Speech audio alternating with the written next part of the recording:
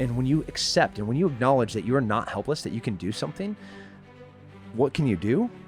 Well, I mean, that's up to you. Yeah. You can fucking do anything. Yeah. You just have to do something. But it starts with the acknowledgement and the acceptance that you're not helpless. And then, man, go and do. Then do more. And then do more. And then change the world. Everyone you meet every single day is fighting a battle you may know nothing about. We're all in the process of overcoming. I'm Justin Wren, and my story has been heard by millions of people through my book, my TED Talk, podcast interviews, TV shows, professional fighting, and my foundation, Fight for the Forgotten. I believe we are all overcomers if we choose to overcome. We all have the option. I've been given the opportunity to overcome childhood trauma, sexual abuse, immense bullying, depression, suicidal ideation, substance use disorder, and I am a 2-time suicide survivor.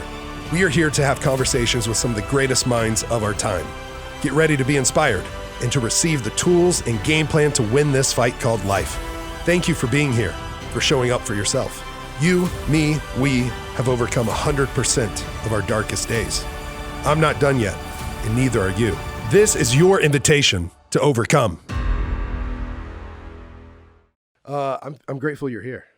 I'm happy to be here. I love Austin. I love this weather. I love you. So this is lots of love. It's the trifecta of love. Well, I think Amy knows I love you. I love you. I love you already, Tim. Here we go. The love triangle. It's definitely premature. And there's lots of premature things that happen in my life. And loving me too early might be one of them. I don't know. Justin already loves you so much. So that spills over. So I'm willing to go on, his recommendation.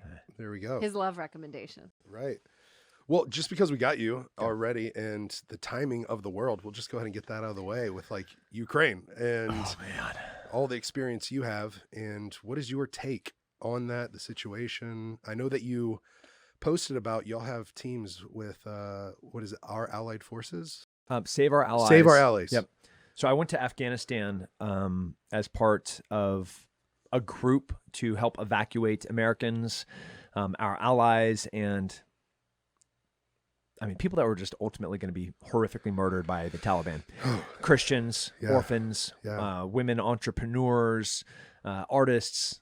Almost any woman in any occupation is on the death list of the Taliban, which is kind of sad if you're Christian, obviously.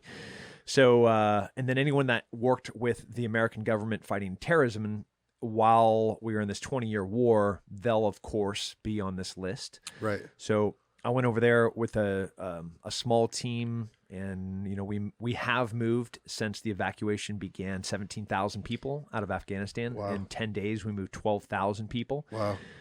This is about 14% of total evacuees out of Afghanistan were moved by us. Wow. It's wild.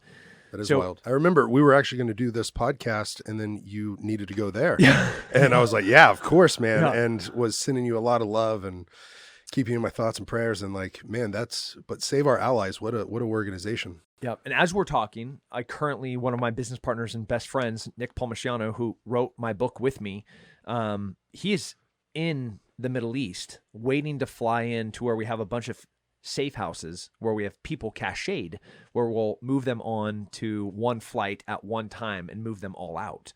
And while he is over there, he's been there for a month now, the poor dude.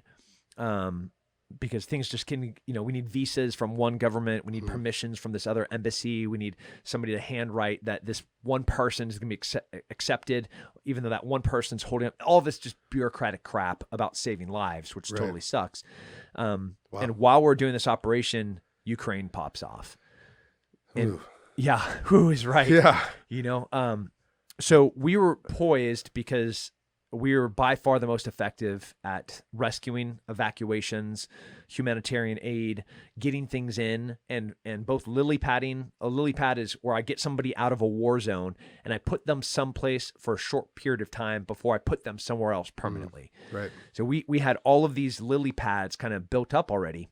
So when Ukraine starts going, a lot of questions like, why are we involved in Ukraine? I'm not talking about the politics. I really don't care, but I do value human life, and I hate communism because communism ultimately ends in despair and death. I know that. And I think anybody that looks at history can look at it and be like, how does communism end? It ends the way that it ends right now in Ukraine, which is bombs, murder, genocide, and anyone is either a liar or ignorant to not acknowledge that this is how it always ends. And you're watching it in real time. And if you want more references, about 30 different examples throughout history, you can just use your history books, the ones that haven't been burnt yet or censored online.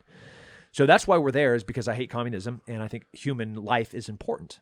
And the first group of special operations, the Chechens that went in, were specifically looking to hurt and murder Christians. Right. Orphans, everybody that's not of value to them. Yeah, I saw one of the tanks online, and it just ran over an elderly couple. Like it swerved so that it could run over literally this just innocent elderly couple. I think they're in their 70s. Yeah, I mean, so you do these things like that. A very powerful video. If you haven't seen it, you can just Google Russian tank runs over Ukrainian car. Yeah. And you can watch it in real time.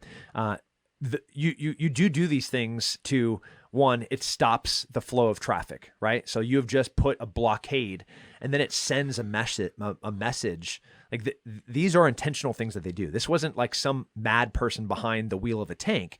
This was a trained military person that's like, I'm going to run over these people because it is going to send a message. Yeah. And they do these things. They're bombing. They used a vacuum bomb yesterday. I don't even know what that is. It's horrible. Yeah, it's a bomb that sounds goes like it. off, but it needs oxygen. It needs air. Oh, so it sucks all the so oxygen. it sucks a ton of air in, and then it combusts said air, because for an explosion, you need a burnable material, you need air, and then you need heat. Well, it has two of the three elements, and the way that these work is it sucks all this air in, which gives this huge blast of overpressure, and it is a very overpressure wounds are gross. Yeah. I mean, they're horrific. And Russia used one last night, like in a civilian area of a civilian city. So yeah, communism. There it is. Without a doubt. I mean, below the belt doesn't even describe it. No, like they're bombing capital cities in Ukraine. Wow. Just people. Well, I mean, I guess the scary thing would be thinking, I mean, I've seen stuff circulating online, of course, thinking about a World War III potential. Do you think that's at all possible? It's always possible. In 1996, the Ukrainian government handed over all of their nuclear weapons to the Russians, and with the promise that they would never invade or attack the Ukrainians. So then Putin comes on and he says, "Well, we're gonna go in and invade and attack because we don't want Ukraine to have any weapons. They don't have any weapons. They literally handed them to the Russians. Wow. And they're like, and I think there's Nazism there. And then if you take a step back, like, well, the only form of fascism that I'm seeing used right now is the way that the communists are using literally Nazi tactics in the flash invasion, the propaganda news. They just passed a law. It's 15 years in prison if you speak out against the Russian government. Wow.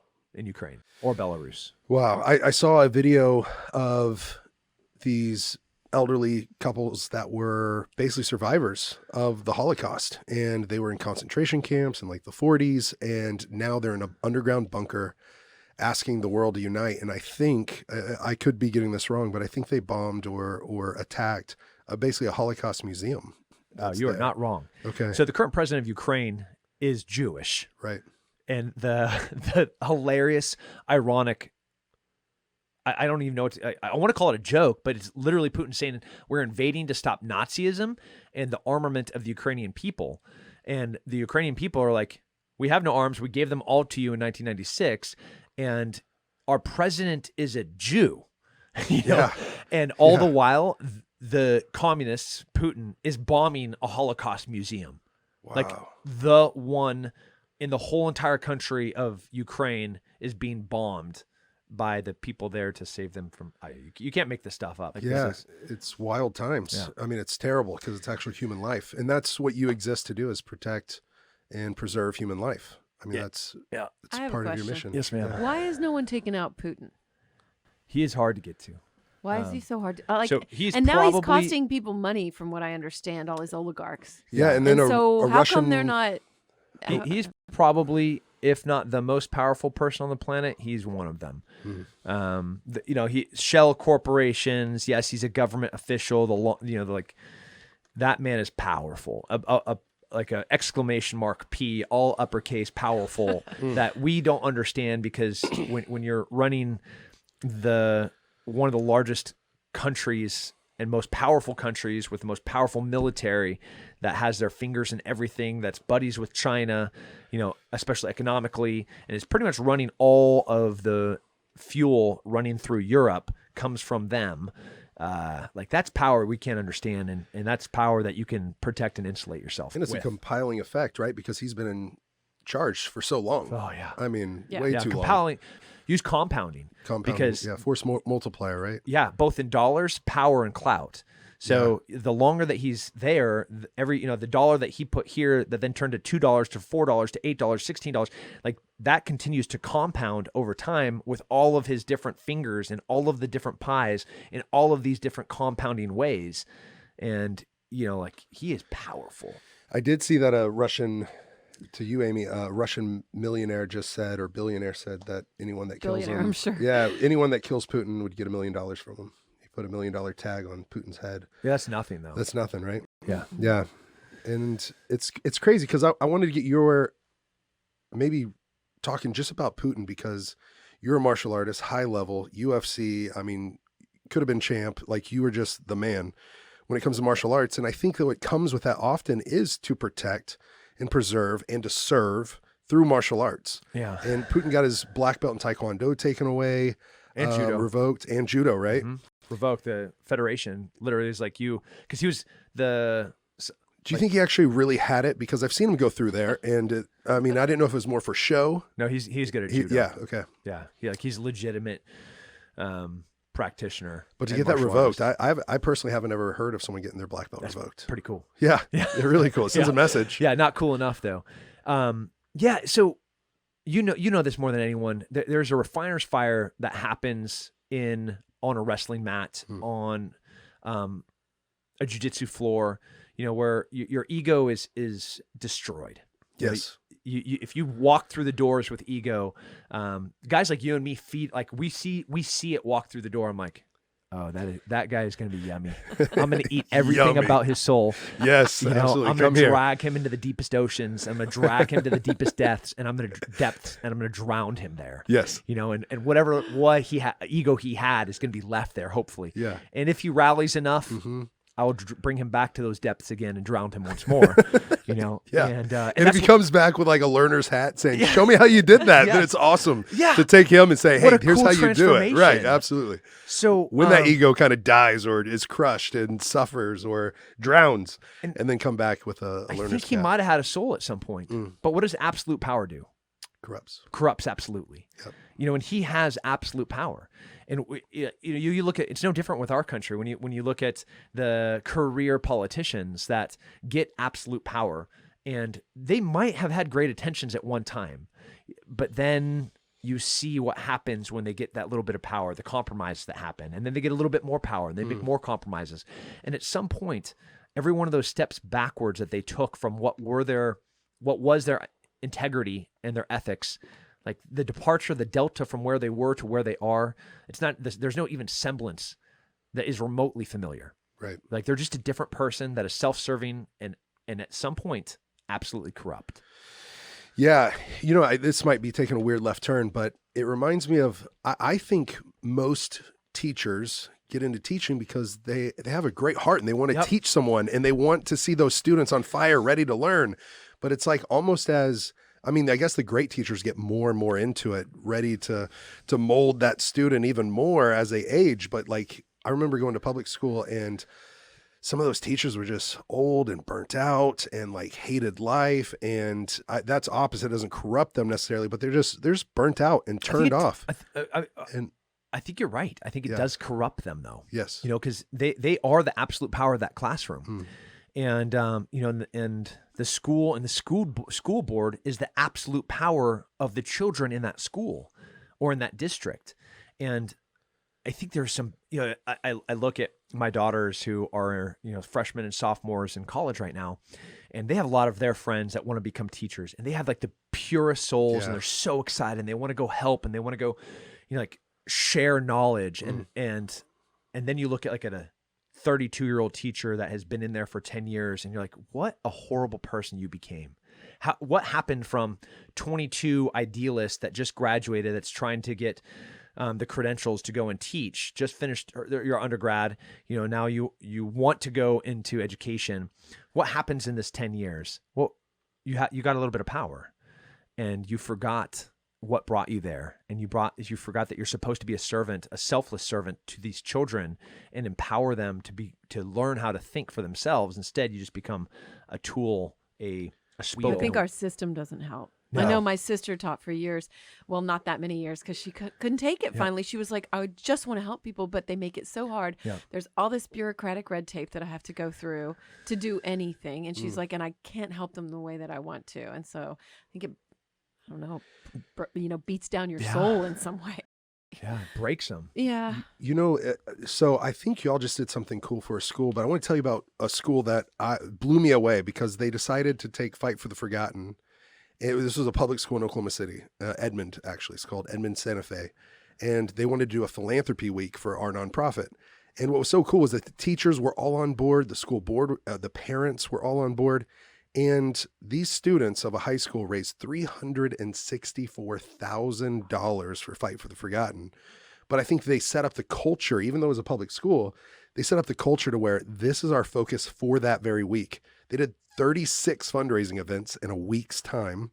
And there was like 36 kids on the school board or student council. And each one of them raised about $10,000 or more. And I was just epically blown away by that culture of that school doing it right, like saying get outside of just TikTok or YouTube influencing, because there were some kids at that school that had millions of followers already, but to see their impact whenever they got all their followers from Twitch or whatever to focus on which we got to be a benefactor of, it changed everything that was right before COVID, which was February of 2020. And if we didn't get that, it would have been really hard to even survive as a nonprofit. Yeah. But that took us through that year and actually helped us grow. And that was our best year ever. But it kicked off with them. And that culture of doing something special, I think that's what you're doing at your school now. Yeah. I mean, what you just summarized was the onus of what is going to happen was handed down to the individual hero. Well, I call them heroes, the child. Yeah. Right. The child was like, well, I get to do this. And they had buy-in, and they believed in the process, and then you let them do it. Yeah. And look what they did. 300,000. Like that's wild. That's wild. Bananas. That's a ton of money. Yeah. And did the parents raise that money? No. It was the students. They did all of it. The kids did that, right? So that is what our school 100% believes. We don't have teachers. We have guides. We don't have kids. We have heroes. And we don't have classrooms. We have studios. And the person in charge of everything in there is the child.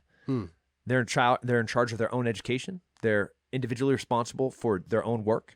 They're just when you go out to wrestle and you win or lose, somebody gets their hand raised.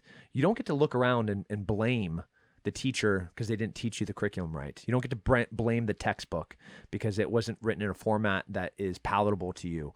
You didn't like the lecture style. Whatever it is that you're going to try to blame, you're out there. And you just put work in, and you either won or you lost. And you are the one that is solely responsible for success or failure. And that's how it should be with education. And if you empower and create a conducive environment where all I have to do is teach somebody how to critically think and then give them the tools to learn a topic, whether it's history, chemistry, math, spelling, anything. They can already critically think, and now I just give them the tools. Like I can hand a formula, an algebra formula to somebody that can understand and think for themselves and figure it out. And then I have a guide there that's there to help them, and they do exactly what you did for Fight for the Forgotten is you just empower them to go and do something. Right. They go and do something amazing. Yeah, because they're not being held back. That's right. There's not a system. There's not a bureaucratic system beating them down. What was it that based in power probably already? 100% it is. Well, I got to go to the grand opening. That was epic. That was one of, did I tell you that I got to hold the American flag when we started? You did. And it was awesome. I was very proud to, or just excited to be able to be there to support you. And it was beautiful. Actually, do you have your phone on? I'm going to try to airdrop you something. Do you have airdrop on? I do. The reason, it's my favorite picture from that day. And There's a few of them. There's you with the American flag. There's you guys cutting the ribbon. But I'm airdropping you right now. Received. Oh, that is a great. Yeah. Do you see? There's maybe 3 of them. Do you Yep. see one special person I'm with? Oh, my mom. Yeah. Look at this, Amy. I got a picture with his mom. I love it. And we really connected. And I saw where She's- your great big sweet heart came from. Yeah. You know, She's a fierce lover. yeah. She is a woman that loves passionately and fearlessly. I think a lot of people view. I think you have a very similar characteristic, and it's one of my favorite things about you. Is you're this massive, powerful man. You're like a fierce fighter. You watch your fights, and you're like, "Fuck, that guy's scary," but you love fearlessly and fiercely, and that is something that is missing in these days, where people have these layers of cowardice, where they don't want to expose themselves, they don't want to be transparent, they don't want to be vulnerable, right? They're gonna project this thing on Instagram about who they are, and it's a lie. It's charades, it's a shtick. And you are one of the very few people, like, it's not. This is you, and that's the same person that my mom is, and it's a frightening thing when you're on the receiving end of that tough love sometimes, because that is also part of being real. And, she's a fierce woman. Well, thank you. I Love you, Mom. Wherever you are. Don't kill me.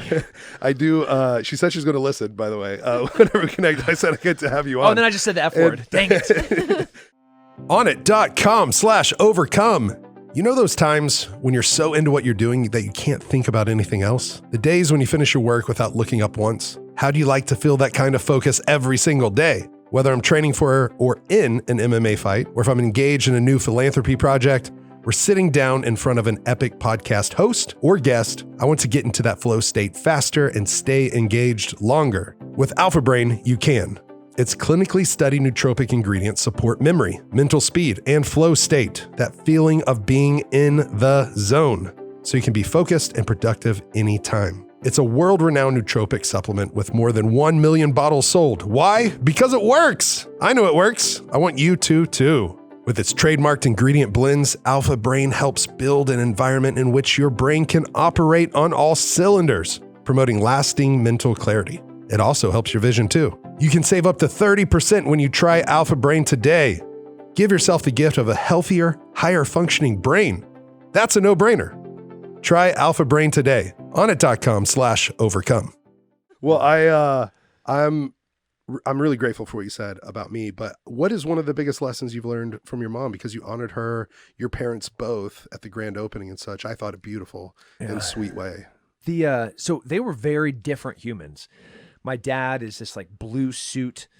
He was a narcotics officer that chasing down drug dealers and cartel members, and stole a plane full of cocaine from Pablo Escobar, flew it from Costa Rica to the United States, and then distributed all of the cocaine. This is Papa Bear? Yeah, this is my dad. No wonder you're you. Yeah.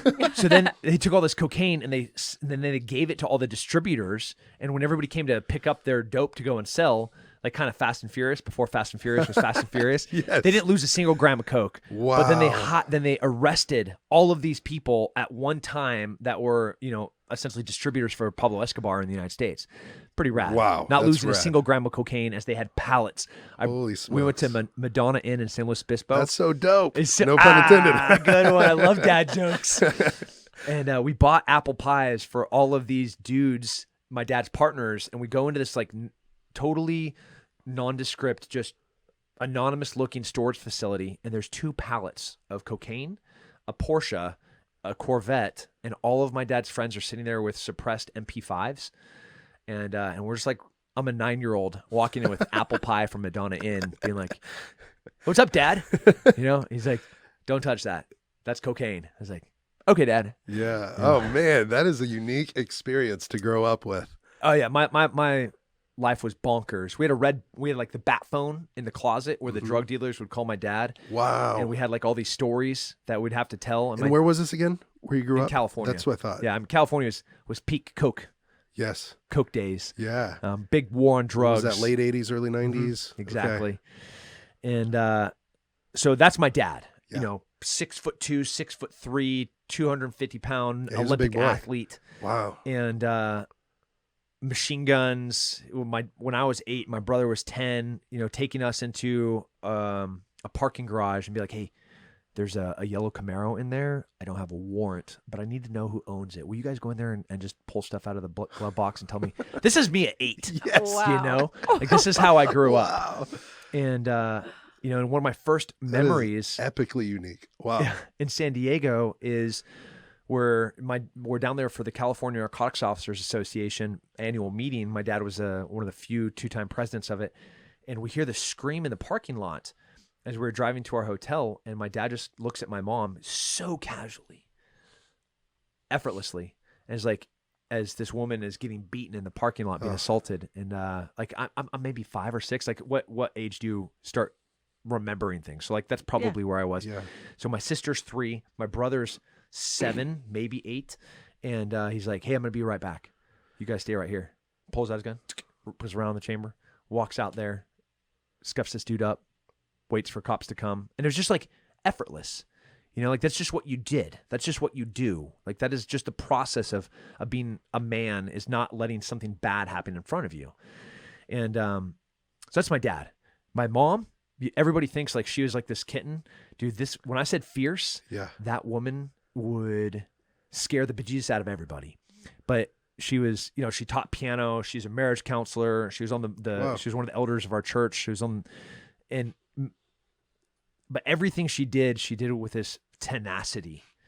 And like, there's no going halfway. There's no like 9 yards to the first down, like there's an expectation from her that you're always going to have buy-in and that you're going to accomplish this thing that you set out to do. And she's incredible. I love that. I can relate. Your mom is so full of zest for life, like full of love. My mom was a 2-time state champion, I think, in tennis, and a 2-time national champion in barrel racing. Whoa. So my dad was a photographer, more of the creative type. But when it came to wrestling, I dislocated my thumb my senior year of wrestling. I ended up winning the high school national championship and dislocated my thumb 13 different times in the season. And my dad would be like, do we need to take you to the ER? And she's like, no, Jimmy. She's like, tape it up. You got the finals match. Get out there. And so she actually Amy saw me roll my ankle real bad playing tennis with my mom and Gigi, Amy's daughter, who's 12 years old. And I was charging the net, and I scored 3 or 4 points on my mom, who normally beats the men.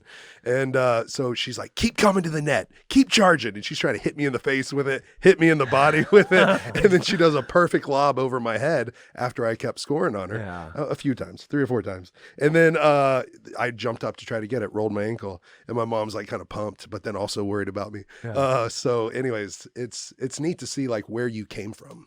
And to have actually met your parents was an honor for me. Yeah, they're pretty cool. And so, yeah, absolutely. I wanted to ask you, so maybe it's your mom would drive you to set out whatever you would accomplish. Mm-hmm. This podcast is called Overcome with Justin Wren, but basically we've overcome 100% of our darkest days, like rise up, overcome.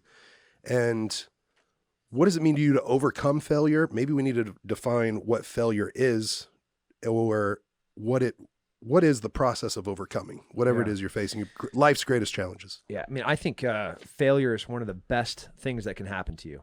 I think a lot of people are scared of failure. It's a moment of a bleep, a blurb, a speed bump in their success. I have a totally different philosophy on what failure means. You know, from days of being an athlete, the times where there was growth is when there was failure. When you're on the mat and you can't do another double leg because in the drill, because you just did 200 of them and your coach is like, no, you're going to do one more. Like, you are at failure. Yeah. Well, that is the moment that there is growth. If you did 199, there was no growth because you did 199 yesterday, and there's no opportunity for you to increase. Like, the only way our muscles get bigger is for them to fail. And the muscle and adaptation is like, I can't do the thing that my brain just told me to do, so I have to adapt. And that process of adaptation only occurs via failure. I think your soul and your brain operates in the same way. When I think people look at me and they think that I'm a psychopath because I keep doing all of these things and I keep going out, it's because I'm seeking failure. Like, it's the same reason that I surround myself with the Gordon Ryans and the Sean J. Ribeiros and the Yeah. Hughes and the people that I want on the mat is that I can fail. And it's the same in business, and it's the same with a relationship. You're like, I want growth, and I feel that the only time that growth occurs is when there's failure. And then when there's failure, you have to overcome that. Yeah. And there's that opportunity for you to become a better, a stronger, more powerful, more influential, all the things that really matter person happen at failure. Yeah. Wow. That's a powerful and profound way to think about failure. I love that. I'm going to adapt that into how I look at it too. I mean, that's really, really good, because there's sometimes you just don't think you can go anymore. But when you do, you discover a new opportunity of growth, and you always come back feeling better and happy, glad that you actually pushed through. So true. Got there. There's never a time where afterwards you're like, man, I wish I hadn't pushed so hard. Yeah. You know, that never happens. You're like, afterwards, the endorphins hit, serotonins are pumping, and you're like, God, I feel good. You're like, I want to go fight a velociraptor right now. Like, this is so cool. Yeah. And the only way that you got that is to have reached that threshold and to have been scared maybe and to have overcome that fear. Yeah. I think the only time I've really had regret in athletics or competition is the moments where I knew I had more to give. God, there was that's the another worst. gear, and some reason that time, that night, it didn't happen often, but that night I didn't turn it on, or there was more in the gas tank. Yeah, I was fighting Luke Rockhold for the Strike Force World Championship. Right. And when you watch that fight and you just watch me wreck Robbie Lawler, go out there and wreck Melvin Manhoff, you know, like go put the who's who, like at the time, these are like the best fighters on the planet. Absolutely. And I'm just mopping the mat with them. And then I go and I fight for the world title, and you're like, this is 65% of Tim. And afterwards I lose a split decision and or majority decision. I don't remember what the state calls it. Yeah. And I walked out of the ring like I just went for a jog.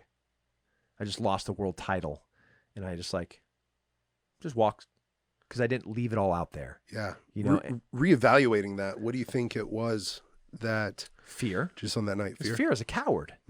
You know, I was fearful of failure on this grand stage. You know, thousands of people watching in attendance, tens of thousands, million watching online, and I didn't want to look bad in front of them.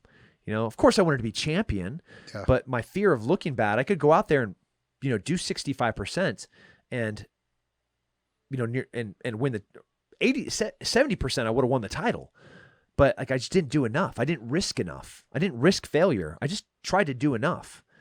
And in doing so, have what's still one of the most regretful things is not being the world champion that night, because I literally was too much of a coward. Yeah. Well, but I get to talk to Scott Coker right after this, actually. I love that guy. Yeah, I love him too. I loved fighting for him. Yeah, he's a real martial artist. Yes. A real martial artist. The that first time I appreciates felt, it. you know, I fought in Indian casinos and Tijuana and St. Augustine Island in like cardboard covered floors with rope wrapped around a bar, you know, like bare knuckle. And I had 30, 40, 50 fights like that. And then I fought for Scott, and I checked into a hotel. He had a car. Somebody had a little placard with my name on it. There's a car waiting for me. I was like, you're going to drive me from the airport and I have a hotel room? You know, like I'm not going to sleep in my car to go fist fight somebody on a barroom floor. It was the first time I felt like an athlete. Yeah. I was working for Scott. The Strike Force days. Yeah. Those were epic. So great. Wow. Yeah, I love that. I mean, I really think he believes and lives it out, his principle of putting fighters first and letting them know that they're appreciated, loved. That I mean, that's what I loved about fighting in Bellator, is that like even the camera guys or commentators or anybody that works among them, almost similar. We could parallel this to you and the school you just opened and Sheepdog Response. They employ all martial artists because they know that everyone's going to appreciate it, know what's going on, and know what the fighters are going through so that they can relate and help and serve the best. And you do that at this grand opening. I loved how you highlighted that. I'll let you speak to it, but you guys employ all veterans. Yeah. Or first responders and police force. And it's back to that buy-in and failure to overcome, to be in a position to really serve. who you are as a person has to be a vulnerable, real human. You know this. There's lots of instructors that will stand up there. They'll tuck their thumbs into their black belt, and they'll walk around like they're the cat's meow. Yeah. That's not what I want. I want somebody that's sweating, that's suffering, that is selflessly putting themselves out there in the trenches with you. That's right. Yeah. With the intent of making those around them better. And that's a rare thing. And to find those people, and those are the people that I seek out. Once I have them, man, I just do everything I can to keep them, because they're the diamonds in the rough. Yeah. Could you cast the vision of what was the genesis of Sheepdog, Response, maybe the name, and then also why you guys exist and what you do? Yeah. So Sheepdog Response, our mission statement is to train and equip people to be able to preserve and protect human life. I was overseas chasing terrorists when really peak active shooters started happening in the United States. Man, yeah. And I'm trying to hunt a guy that's throwing acid on little girls because they're walking to school, because girls shouldn't be educated under the Muslim law of the area that I was in by the Taliban. So they're like, we'll just, as these girls try to walk to school, throw acid on them. So like, we're hunting these dudes because they deserve to be in the dirt. And do you remember there was a documentary that won the Academy Award? It was a short doc, but it was about that. I think it was called Saving Face. A guy named Daniel Youngie, I know the director of it, but he was there specifically to get the footage of how these men would throw acid in the women's faces. They just hop on mopeds. They'd ride down the road as the girls would be walking to school at school time, and they'd have little plastic jugs. And they just throw it on the girls they went by. Man. That was the name of it, yeah. Saving Face? 2012. Wow. Look at you. Yeah. And glad he did not cover what we did, because those guys went in the dirt. Yeah. Yeah. Well, I mean, it's maybe for some people that don't even understand, you've seen humanity. I mean, you've seen it here. You have children, and you are a big time lover. But to go to war, what is the driving force? I mean, probably not necessarily hatred for the person in front of you, but love for the people behind you. How do you articulate that? Like, what kind of mindset? Because honestly, I mean, I would like to think I could be a good warrior, right? Because I've fought and everything else, but it's a whole other game going to a cage and going to freaking war. Yeah. And that kind of drive or depth in your soul to know I'm a warrior and I have to protect. Because some people are so blind to the actual evil out there in the world. I don't know if I ever told you this, but one of the most evil things I've ever heard was I was sitting there with the Pygmy people, and I met this man that watched his nephew be killed, cooked, and literally eaten, cannibalized. And his nephew's wife was kicked to her knees, machine gun to her head, machete to her throat, and she was force-fed parts of her own husband. Yeah.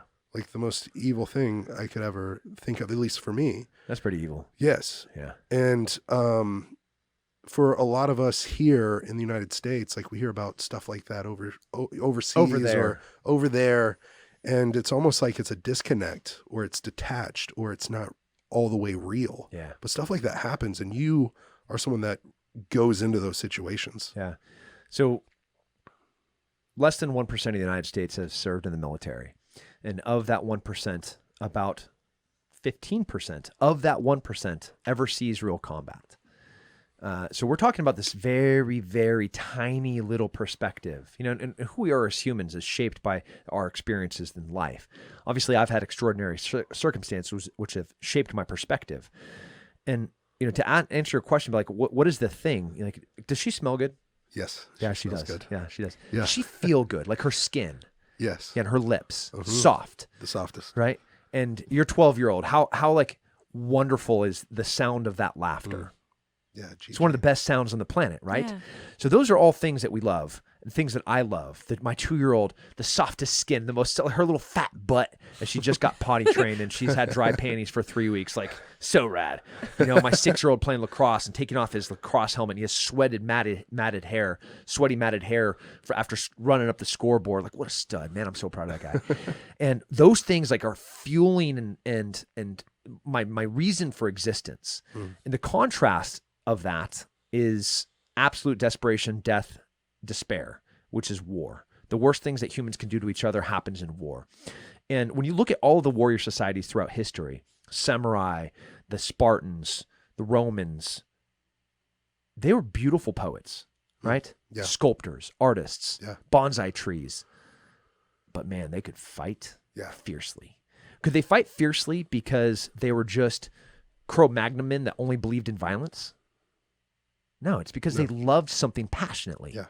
And it's no difference. I don't hate the people that I'm fighting. I hate the acts that they do because they're in stark contrast to the things that I love. I love freedom. I love my wife. I love my kids. I love my 2-year-old's stinky puppy breath in the morning when I first pull her out of the crib. Like, I love that smell. You know, and the thought of something ending that or preventing her from learning or saying that she can't go to school and they're going to try to throw acid, I'm going to kill you and everyone with you to try to stop her from doing that. And that is where the genesis of it is. And that's where the passion, that's where the motivation is knowing that this is what it's supposed to be like, and there's evil that tries to stop that.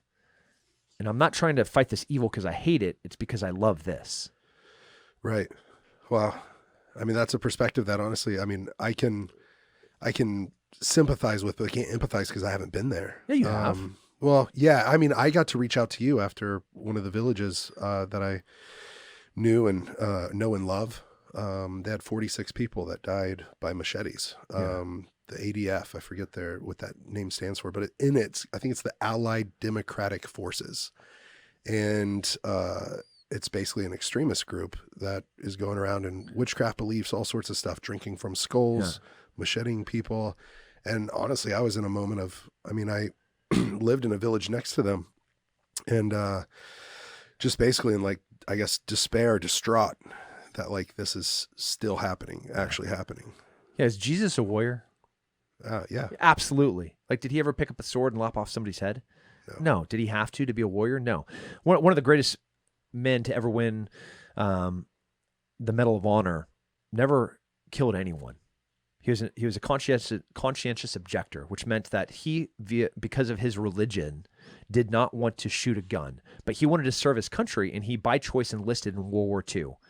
And the acts of heroism that he did, climbing up these cliffs and then lowering down the bodies that he went out as the Japanese are taking bayonets and plunging these dudes on the ground, and he's just rescuing one after another, pulling mud on top of them, trying to kill a rat that's eating his friend's eye.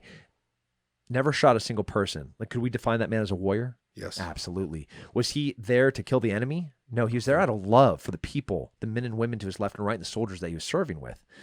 So you are a warrior, and the things that you go out and do all the time, I mean, there's no other definition for what you do and for what your nonprofit does besides doing warrior shit. Okay. And it's badass. Thank you, brother. Yeah. I'll go Thank do you. violence. You just stay you. Okay. All right. Thank you. I don't know if I got to tell you, we're building a health center.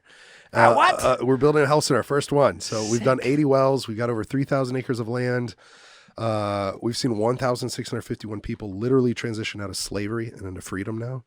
And then Wait, slavery still exists? Yes, Yeah. more on Earth than ever in human know. history. Over, I think, low estimates are like 40 million people. I mean, the lowest estimate I've seen is 28 million. But if you Google that fact, I tell that people, like, we have more slaves right now than ever in history, and people are like, you are so white, you're such a racist, and I was like, no, that's actually a fact. yeah, that's real. Yeah, I didn't make this I've up. seen it. And I'm not trying to diminish any other times of slavery. Yeah, for sure. Because those matter too. Yeah. And I'll absolutely fight for them. And I believe that what happened was wrong, and I'll try to make it right in every imaginable way, and ensuring that you can succeed via hard work and individual responsibility. But there's more slaves now than ever in history. Yeah. So and so we can't be blind to that. Yeah. And we can help. We can do something. and it's your bigotry and racism that's not seeing it. Not yours. I'm saying you, they, that throw stones at me. Well, so Cowards. The thing that I love with this health center we get to do, we have two of the best partners in the world. The founder of Engineers Without Borders, they have 17,000 engineers. Wow. And whenever he started that, he basically was in there because the engineering departments at all the universities were just building like suburban homes or multi-million-dollar corporate places. And he's like, the difference between the Western world or developed nations in developing nations is getting wider and wider and wider because nobody is helping them get out of their huts. We got to build stuff that will bring them up with us. So his name's Bernard. He's incredible. And then Project Cure, they're the number one nonprofit for medical supplies that are in like 138 countries. They do needs assessments before they go, make sure that it's all going to be locally ran and operated. And so they've done a $1.5 million donation to us for the hospital equipment. Amy was there, and we're going to be doing a maternity ward. So the health center isn't going to be a hospital because we don't do operations like actual OR surgery, but we're going to have maternity wards for safe labors, try to plummet the second worst child mortality rate in the world during labor in Uganda. And so then we're going to have a pediatrics unit, ER. They're going to serve people for malaria, waterborne disease. We're going to have a dental suite, and we're building a school there too that's going to like celebrate their culture, not take it away, but celebrate it. And so that's our next project. So I'm fired up. Dude, you can sense, I can feel it from over here. Yeah, I'm so awesome. fired up. Can I go one time with you? Yeah, absolutely. Okay. I'd love Promise? for you to go. Yeah. All right, shake it. Okay. Yes, absolutely. We're going in April. That might be too soon, but we'll go back whenever we're going to see the land that we're purchasing for the health center. It's not going to be on the Batwa Pygmy people's land. It's going to be in the community's land. So it's a new land purchase for us, but it's going to serve 3 other greater communities and hopefully bring a lot of a redemption story of reconciliation among everybody. Because 10 years ago, I buried a young boy because he was denied hospital treatment, not once, but twice, just because of his tribe. And so building this in honor of Andy Bowe, who I helped like dig his grave and things, but man, I've never heard weeping like that. Cause he's 1.5 years old, and they turn him away and say, we won't waste our medicine on a pygmy animal, like literally call him subhuman. So now this hospital, they'll never be denied hospital treatment again. And it's all gonna be locally ran and operated and all that stuff. But, man, I'm pumped. So pumped. That's so yes, cool. Please come. All right. I'll be Please there. come. Yeah. I would love for that. I love Africa. Yeah, man. It's the people there. Like their smiles, their hearts. 9 years of my life, Wow. In Africa. Man. Well, I'm so pumped, man, that you're here. I'm so grateful. What do you think? I'm thinking about, you had a video on YouTube. It was called The Meaning of the Day. Mm-hmm. And you did it 4 or 5, 6 years ago, I think. But it's on your Tim Kennedy YouTube, which everyone can subscribe to. Yeah. And I watched that, and I just thought it was a really powerful perspective of, at the end of the day, knowing that you accomplished everything you could so that you have confidence the next morning when you wake up. Yeah. And I suggest everyone go watch that video because the alarm clock goes off and you're speaking over it. And just how do you get the most meaning out of your day? Well, first we'll go back to why I'm here. Yeah. And knowing your purpose as a man is an important thing. It's not to be a hamster for the commerce and capitalism of others. There has to be a reason why you're here. And everyone's reason is different. I know what mine is. And at the end of that video, when I finally lay down and go to sleep, when you look at my hands, like calloused, gross chunks, like look at these things right now, when I lay down, just had an amazing time with my wife after a 12-hour long work day, had a couple of workouts, 8-9 hours being an entrepreneur, and my head hits the pillow. It's the greatest, sweetest sleep I've ever had. And when that alarm clock goes off the next morning and I wake up with vigor and zeal to go out and accomplish more than I did the prior day, I bet people ask you all the time, you're like, hey, how do you what's the motivation? And they ask Jocko or they ask Goggins, and they're looking for a trick. They're looking for a secret, and there's not one. There's regiment and there's discipline and there's passion. And those 3 things in combination, where you're passionately in love with something, and then you have the discipline and regiment to accomplish that thing, man, that's what happens in that video. Yeah. You see passion, you see love, and then you see discipline and regimen. Yeah. Man, it's powerful. It got me fired up. I was, so everyone please go watch that. Subscribe to Tim's YouTube. But man, I think that's honestly my biggest driving factor is always to passionately pursue my purpose And then to try to, I mean, honestly, the place that I lack, that I get so much inspiration for you, or that I can always improve, is the discipline, the regimen, because I feel like the purpose and passion's so much there for me. And then now it's just really honing in, fine tuning that, so that I can accomplish everything that I want to accomplish. Because we want to use, I mean, not to just talk about Fight for the Forgotten, but we want to do that One Health Center and the community hub, all of it. We want to replicate that in the 8 or 9 African nations that the Pygmy people are represented. Yeah. So having that discipline and regimen there so that we can see that through. Yeah. Can we look at like Winston Churchill, you know, a man, like, did he have passion as Europe did, as Britain did the largest evacuation of their military forces at the beginning of World War II, and what could have been the end of all of them. And then he goes out and he gives this speech, like, we're going to fight them on the beaches. We're going to fight them in the cities. We're going to, like, just fierce and powerful belief.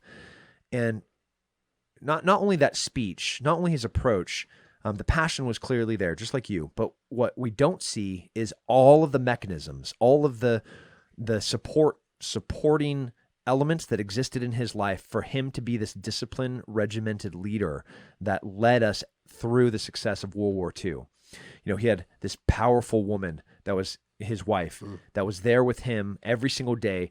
You know, he had a bunch of medical issues, that was there to make him his tea, to get him out of his bed, to make him the proper meal, to help with his crappy feet, you know, so that he could keep working. And that if he didn't have that regiment, if he didn't have that discipline, we would have lost World War II, and we'd all be speaking German, and fascism would have ruled, and Hitler would have reigned for 50 years. And it was really the discipline that he enacted in his life. The passion was there, but it was the discipline that really brought the success. Yeah. The discipline's important. Yeah, absolutely. You talking about you being over serving and the active school shootings happening back home. At the grand opening, you really shared that feeling of, I don't know if you said hopeless, maybe helplessness. Helpless. Yeah. Yeah, I don't like that feeling. Yeah. What does that do? Where was your head at, your heart at? And then I think that fed into Sheepdog Response. Yep, for sure. So the same reason why I hopped on a plane and flew to Afghanistan to get people out, and the same as tens of thousands of veterans of the Afghan war were sitting there feeling helpless. They lost friends, they lost limbs, they got Purple Hearts, and they're watching Afghanistan crumble, and there's this feeling of helplessness. And I'm like, I'm not helpless. I have powerful friends. I can figure out how to make this better. When I'm overseas at that time, watching a new school shooting happen, watching a guy at the launch of Batman throw on a gas mask. I was in Aurora when that happened. Man, stuff on nightmares, right? Yeah, absolutely. And I'm like, man, if I could have been in that movie theater, that tough guy, like an absolute coward, you know, like all bullies and tough guys and active shooters are, just cowards, walks in there, he throws his little pathetic gas, pulls out his rifle. Like, what would have I been doing? I've been trying to hide my erection, because I'd be like, "Oh, this is gonna be so rad! I get to kill this guy. Yeah, like, this is gonna be so. I get to do violence. I get a CONUS kill."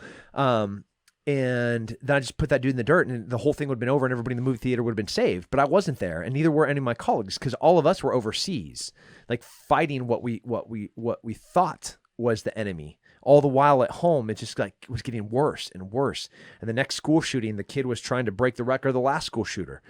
And like, why can't there just be one teacher there that was armed, that was trained, that knew what to do, and that would have been saved? And well, that realization, where like, maybe if I can't be there, can I train somebody that would have been there? And as a force multiplier, as a person that literally goes out all over the world and trains people how to fight for themselves, like, I can do this back home. And I know all the people that are the best at it in the planet, and I can bring them all under one roof, and we all have one approach to empowering people, to taking back that individual responsibility of their own safety, and their own family safety, and their own community safety, and their own church's safety, and their own school safety. And then once that onus, that power, that freedom is back with the individual, because nobody's going to protect you. Nobody's going to protect your family. Nobody's going to protect your kids. Like, it's going to be you or the things that you did to make that happen. So that was what Sheepdog Response was. The sheepdog literally protects the flock.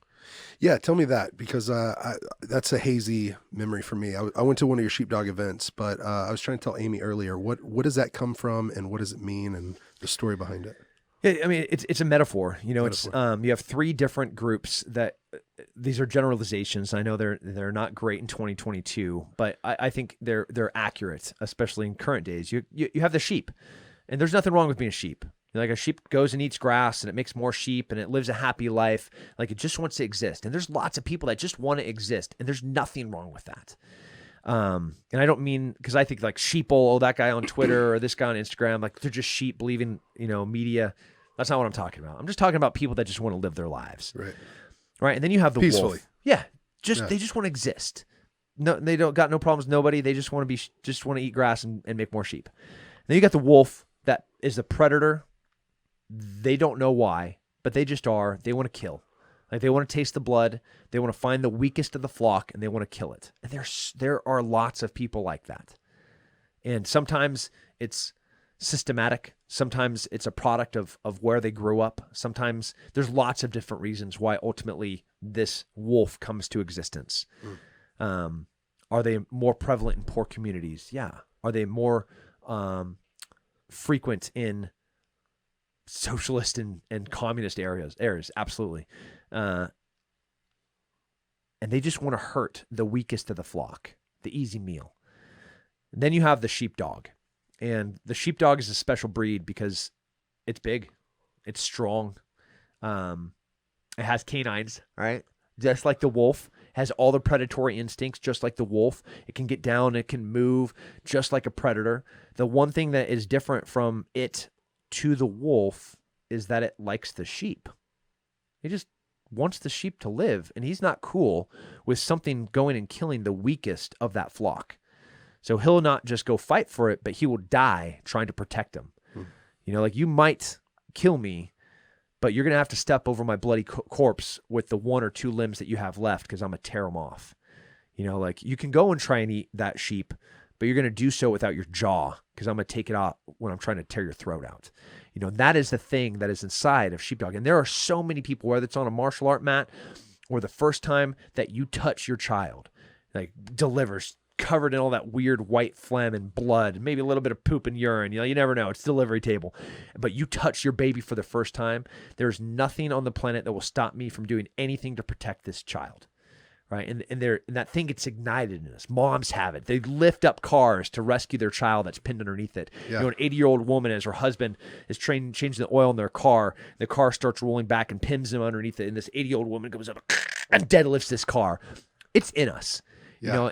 And most people, it's dormant, and we just leave it. But we're in a time where that has to be trained, and that has to be ignited, and that passion to protect and preserve human life needs to be disciplined. And that's what we do.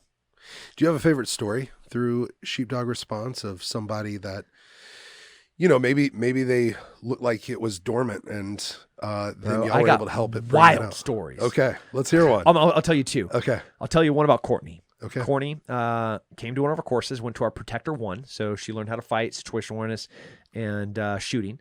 And then she came back for our medical course. And so she did both the medical course and the Protector 1 course. She is working at not a prison, at a jail in Louisiana, and a guy there assaults somebody else and then starts to kill himself. So he takes a razor blade, he starts cutting his arm open, he slices his wrists. Courtney's the first one to get there. This guy is in there with a razor blade, and he's bleeding out, and he's like, "Don't come in here, I'm going to cut you up." Courtney goes in there, scuffs the dude up, takes the razor blade out of his hands as they're like slipping, sliding, covered in this dude's blood. You never slipperier than whenever there's blood. Yes. Yeah, I don't know what that is. Yeah. They should use it to like lube engines, because that stuff is so slippery. It's crazy in a fight. Like, you're so sweaty, and you can still grab people, throw them all around. But whenever blood gets involved, like, it's more slick than like Vaseline. It's for sure. Yeah. And so she goes in, she fights this dude, gets this razor blade out of his hands, and then uses all the medical training that she got to save this dude's life. Wow. That is a prisoner. Like, that she is there occupationally to protect. And she risked her own life to save an inmate at a jail. It's pretty rad. That is rad. Did she use the tourniquet? She you did. guys were showing that, and you jumped on the ground, and there was like 5 or 6 kids at the grand opening putting I tourniquets don't on know all if, your arms. Veins have recovered because those kids like crank that thing down. Yeah. Yeah, a great tool that will, in Las Vegas at the Las Vegas shooting, had there been 50 tourniquets there no doubt would have been 50 less deaths just from tourniquets. Like if you just threw 50 tourniquets in the air in Las Vegas, boom. Wow. And people knowing how to use them, but it's pretty simple. Yeah, I mean, it's really hard to mess it up. Yeah. Fightfortheforgotten.org. You can go check out Fight for the Forgotten, the foundation that I started. It is my passion project. It is something that I love so much because of the people we get to help. We get to help the pygmy tribe who adopted me in help themselves. We say opportunity is greater than charity. Charity can be great, but opportunity is just always better. That's why we've drilled something like 80 water wells already, providing over 30,000 people clean water. We've started sustainable farms, bought back over 3,000 acres of land for the people who originally owned it, put it in their name. We built 32 homes, and now we're about to start a health center, a school, and a marketplace. They're going to have a maternity ward, a pediatrics unit, and a dental suite. You can join the Fight for the Forgotten Fight Club at fightfortheforgotten.org. We would love, love, love to invite you on this journey to join this fight arm in arm with us. Our fight club, it's a monthly giving club. You can give $5 or more a month, and that empowers us to empower people. Thank you for being on this journey with us. I invite you to come along for the ride. It's been absolutely epic, putting love and compassion in action and fighting for people. Fightfortheforgotten.org. Join our fight club. Another story. Man, there's 2 really good ones. Come on, bring them. Okay. I'll make it a really short one. No, you're good. Bring them. In Oklahoma, bad guy, home invasion, kicks in the front door, and police are called by a neighbor. So home invasion goes wrong, right? Guy wants to kick in the door, get some stuff, and leave. Kicks in the door, goes in there. He ends up having to take a child hostage. He's on the balcony, and the police officer that responds is laying down on the ground, 2 vehicles back, looking at this bad guy with a gun to a child's head on this balcony. Goodness and he's gracious. like, you let me out of here, this kid's going to die, or you guys get me. Boom. As the round comes from underneath the door, goes in his cheek and out the top of his head. As this guy that went to our protector course takes out the home invader that now has a child hostage. Dude, it's over. One of the greatest things, there's a body cam. And you hear this guy, he's breathing. As he's laying down, you hear the of the body movement. Then you hear the gravel from the road hit his body cam. And then you hear his breathing go.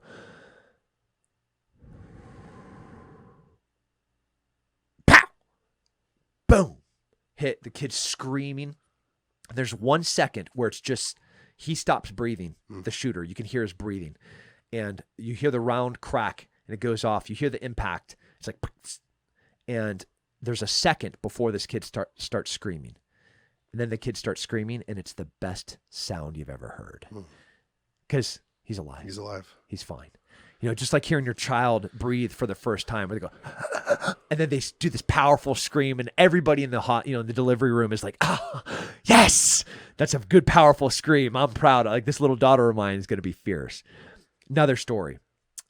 I'm using a lot of first responders because they're the ones that we get. But Yeah. we have moms. But this is Kyle really Kingsbury. saving lives. Let's do Kyle Kingsbury. Okay. Do you hear this story? No, I haven't. So this is 2 weeks ago. 2 weeks ago? 2 weeks ago. Well, I just saw him a week ago with you. Here in Austin. Okay. He is with. Amy knows Kyle too, real Yeah. well. Oh, you're not gonna like the story. Okay. Oh, okay. Okay. I'm sorry. All right. All right. Kyle is at the park. Mm-hmm. He is Bear. Yeah. Bear has hair like you. Yeah, for sure. What a beautiful little Yeah. dude, right? Gorgeous. Was he 6? I think so. 7? 6 or He 7? might be 7, but 6 or 7. Yeah, and just he's a stunningly beautiful young man. Yes. And then Kyle has a littler one, a toddler that he has on the swing, and he's pushing. And they're just at the park playing. And Bear is on the playscape, being the little monkey that he is. I love that kid. Yeah. And Kyle's being a good dad. He's sitting there pushing. He's not over there on the phone. He's sitting there actively engaged with intentionality to be with his children. So beautiful. And that is important because if it was any other way, a car pulls up. Oof. Yep. Couple people in it. everyone in it, to include like this 10-year-old boy, are wearing masks. And where Kyle lives, it's not common. The car was a cheap car and also not common where Kyle lives. And they're like, this is all off. And Kyle, he's been to our Protector 1 course. He got the situational awareness class. So he looks over. He's like, I went through one of the trainings with him and you. And it was like, something's off, right? This is an outlier. Yes. I know what normal looks like, and this is not normal. I don't know what's up. Little 10-year-old boy hops out, and he runs directly to the playscape. And he goes straight to Bear. And normally there's like usually on a playscape like a little filling out process. Like he goes and swings, you go do the monkey bars, and like, hey man, what's going on? Hey, nothing. You go down the slides a couple of times. But this kid like ran right up to Bear and started talking to him. So they go down the slide a couple of times. They're playing. There's a woman and a man in the car. Man gets out, walks over to the dumpster, and which is about 200, 300 meters away. The woman is on her phone, and another car comes and parks over by where this dumpster is, 300 meters away from the playscape on this other parking lot. And this woman keeps like looking over at this other car, looking at her 10-year-old, looking at the other car. And Kyle's just pushing his toddler on the swing. And then he hears clear as day this 10-year-old be like, no, let's play hide and seek. So this other car that pulls up, Kyle sees the guy come out, pop open the back door, and then sit in the front seat.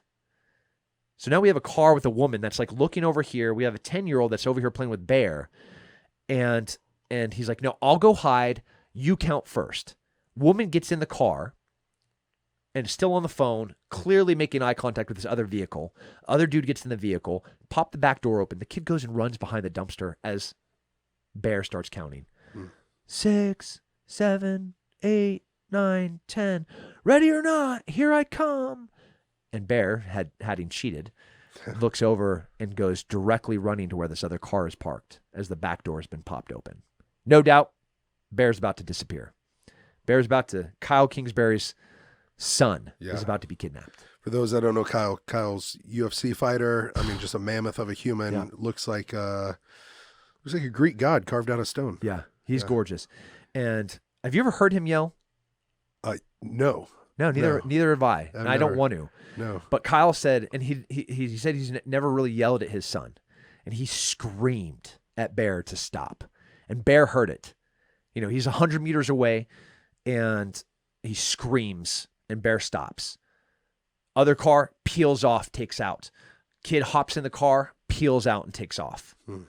And Bear comes back. I have goosebumps just thinking about this. And that kid was steps away from what would be a life of addiction and rape until he finally dies, which is usually about 3 or 4 years. Wow. Yep. And the only reason that Bear was okay. So human trafficking. And kidnapping. Wow, that was the start of it. Wow. In Austin.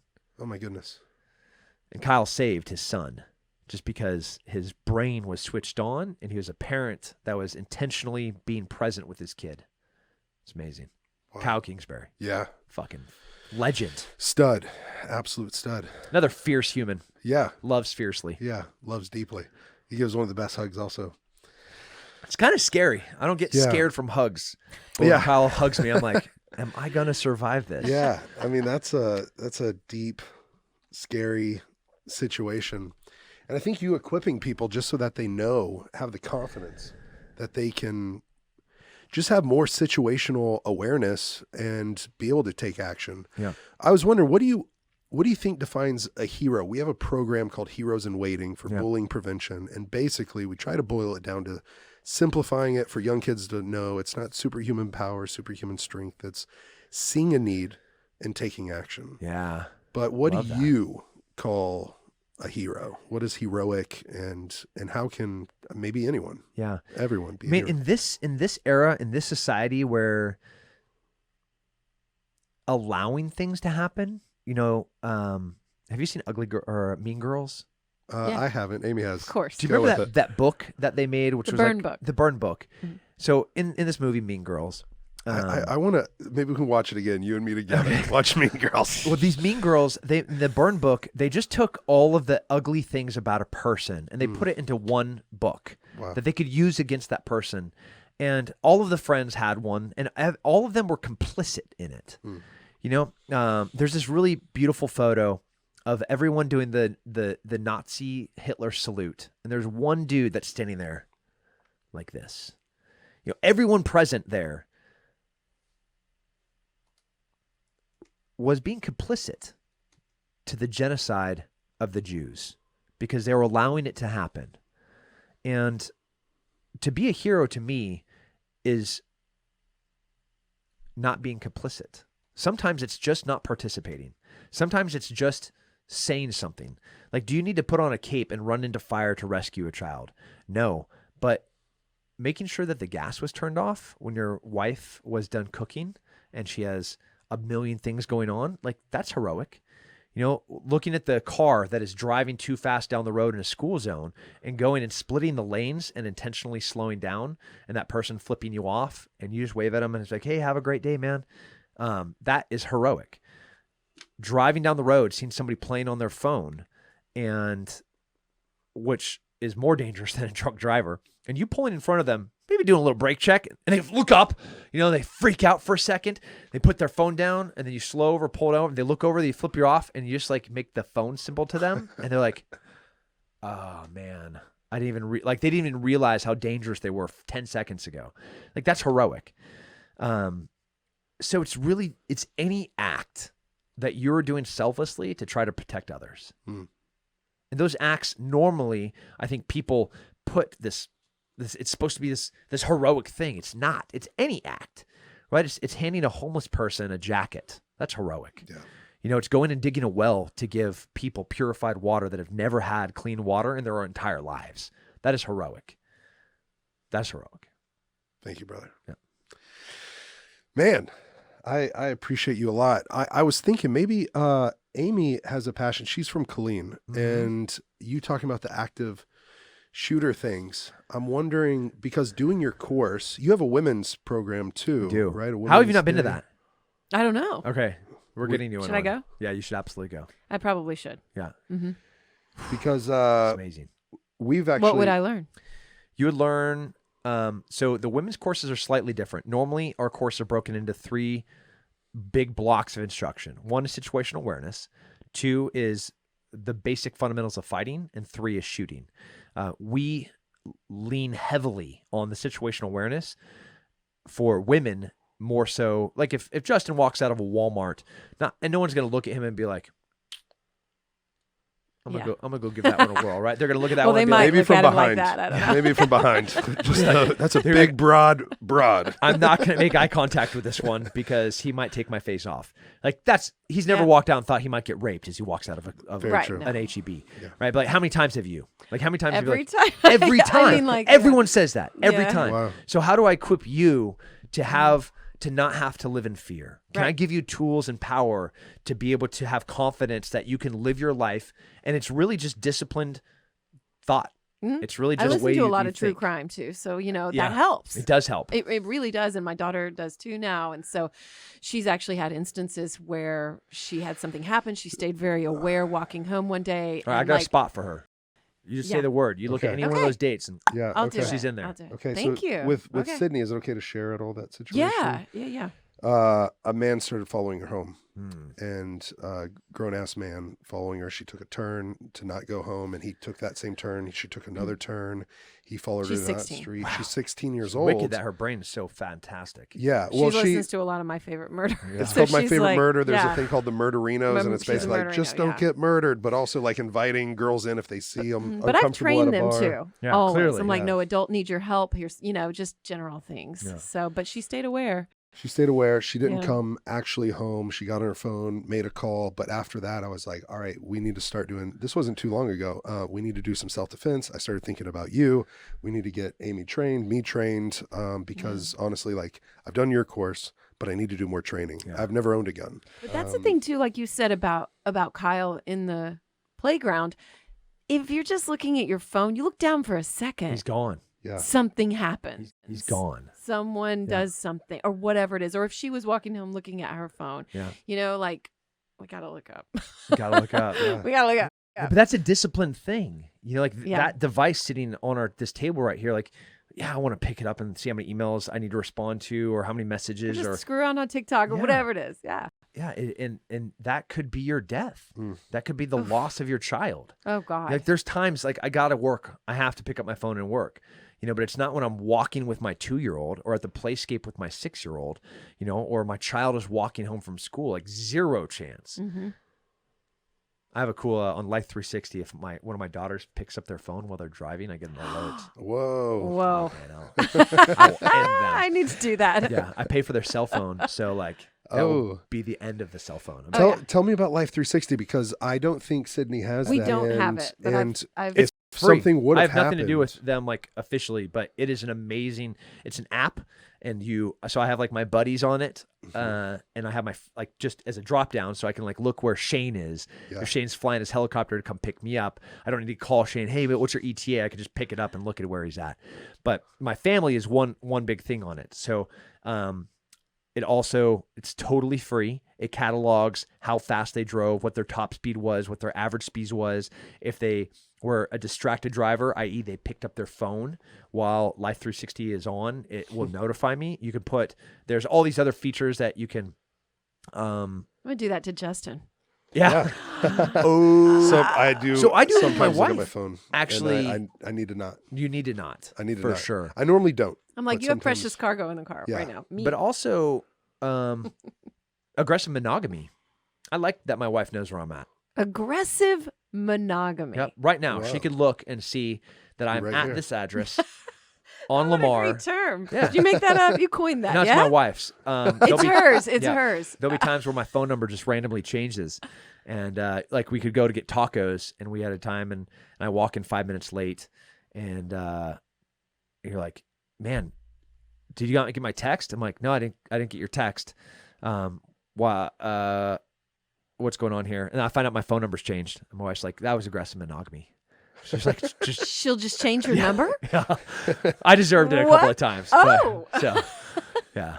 15 years in now. That's Yeah. impressive, Yeah. Tim. Well, you got to share the story then with Amy and our listeners about you did a press conference after you were on was it second on the kill list for ISIS? The ISIS kill list. Have you heard this story? You've told me something about I told this. you a little bit. He told it. I don't me and like this story Brigham. because it just really shows how dumb I am. or how brave you are. Let's frame it that way. Okay. It's a I fine don't line reframe it. sometimes. Yeah. Shows so your warrior heart. FBI call and they're like, hey, we have found traffic on Twitter that they're actively recruiting somebody in Texas to find out where you live and to kill you. And they're looking, they're recruiting at mosques for radical extremists to come and kill me. Yes, I do remember some. Marcus Yeah. Luttrell was on that list. So I was like, oh, that's great news. And the guy's like, I'm sorry. What did you say? I'm like, that's fantastic. Thanks for telling me.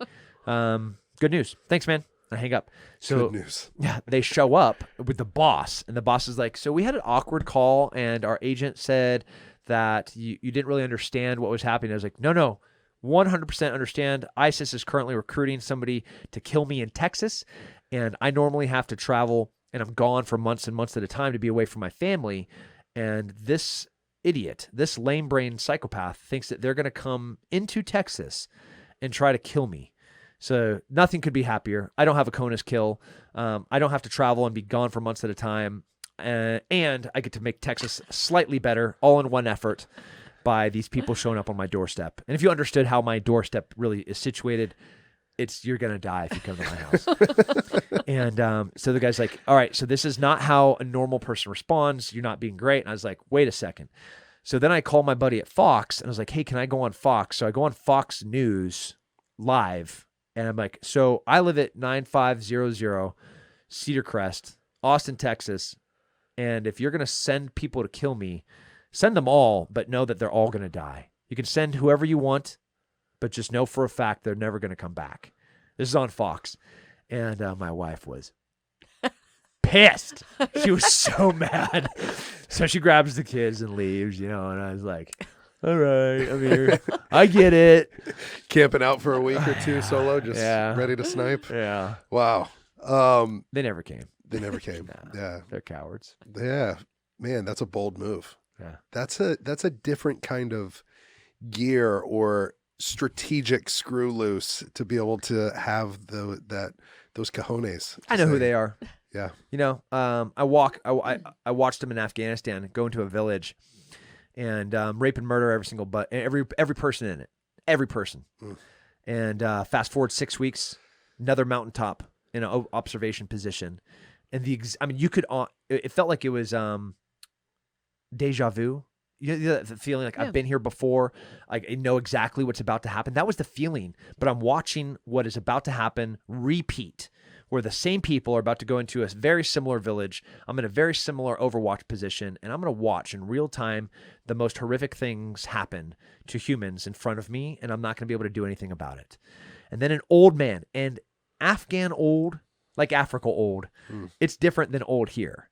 You know, so like when I say a man looks ancient, he might have been 60 or he might have been 217. Yeah. Well, people just live outside and they're weathered sometimes. He has this old musket. I mean, it's like musket.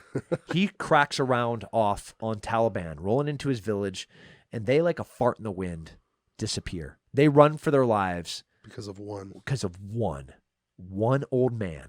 One old man and a will and a desire to protect the people around him. That's love, right? That's fearless love.